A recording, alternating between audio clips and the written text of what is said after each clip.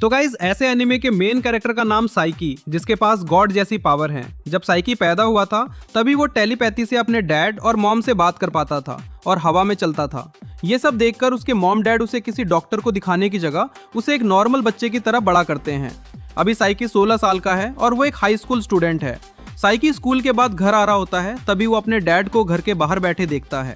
उसके dad psyche से कहते हैं कि साइकी बेटा, तुम्हारी मॉम ने मुझे घर से बाहर निकाल दिया है, क्या तुम अपनी पावर से डोर खोल दोगे? फिर वो दोनों घर के अंदर आ जाते हैं। साइकी का डैड उसकी मॉम से गुस्से में बोल रहा होता है, पर उसकी मॉम उसे इग्नोर करके साइकी से कहती है, साइकी बेटा घर आ गया तू। फिर वो सब खाना खाने लगते हैं, पर साइकी की मॉम उसके डैड को जूते में खाना देती है, जिसके बाद फिर वो दोनों लड़ाई करने लगते हैं। पर ये देखकर साइकी कुछ नहीं कहता जब तक उसकी मॉम ने साइकी के डैड को उठाकर साइकी के ऊपर फेंक नहीं दिया।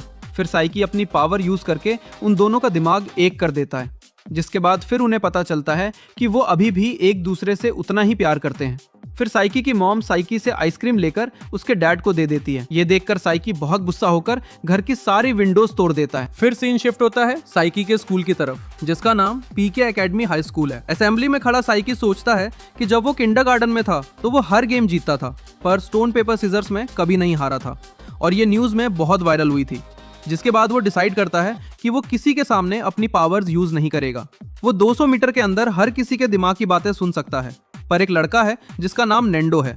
वो एक अकेला ऐसा इंसान है जिसकी बातें साइकी नहीं सुन सकता। तभी असेंबली में एक लड़का गिर जाता है, जिसे नेंडो किस करके ऑक्सीजन देता है। फिर वो लड़का वॉशरूम में जाकर नेंडो से कहता है, पागल है, लड़कियां मेरे बारे में क्या सोच रही होंगी?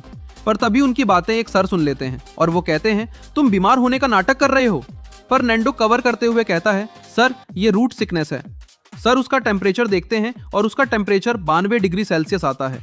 सर उसे हॉस्पिटल भेज देते हैं, पर उसका टेम्परेचर कम आने का कारण साइकी होता है। लेकिन नेंडो साइकी को पावर यूज करते हुए देख लेता है। नेंडो कम दिमाग वाला होने के कारण सोचता है कि साइकी को भी रूट सिकनेस है और उसे भी हॉस्पिटल भेज देता है। फिर अगले सीन में हमें एक न्यू कैरेक्टर दिखाई देता है जिसका नाम शून काइडो है। उसे लगता है कि उसके अंदर पावर्स हैं और उसके अंदर कोई डार्क फोर्स दौड़ रही है। ये सब बातें वो क्लास में करता है, लेकिन क्लास में सभी उसका मजाक उड़ाते हैं। पर फिर स्कूल में एक सांप आ जाता है जिसे साइकी भी बाथरूम से देख रहा होता है।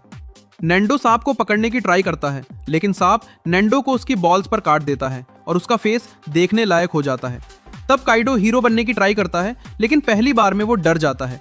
पर जब सांप किसी लड़की को काटने वाला होता है, तभी काइडो बीच में आकर उसे बचा लेता है। फिर काइडो क्लास में अपना रोब जमाता है। फिर हमें एक लड़की दिखाई जाती है जिसे लगता है कि हर लड़का उसे देखकर प्यार में पड़ जाता है। फिर वो साइकी को देखती है, लेकिन साइकी उसे कुछ भी नहीं कहता, और यहीं पर यह एपिसोड खत्म हो जाता है। अगर एपिसोड अच्छा लगा तो चैनल को सब्सक्राइब और वीडियो को लाइक कर देना।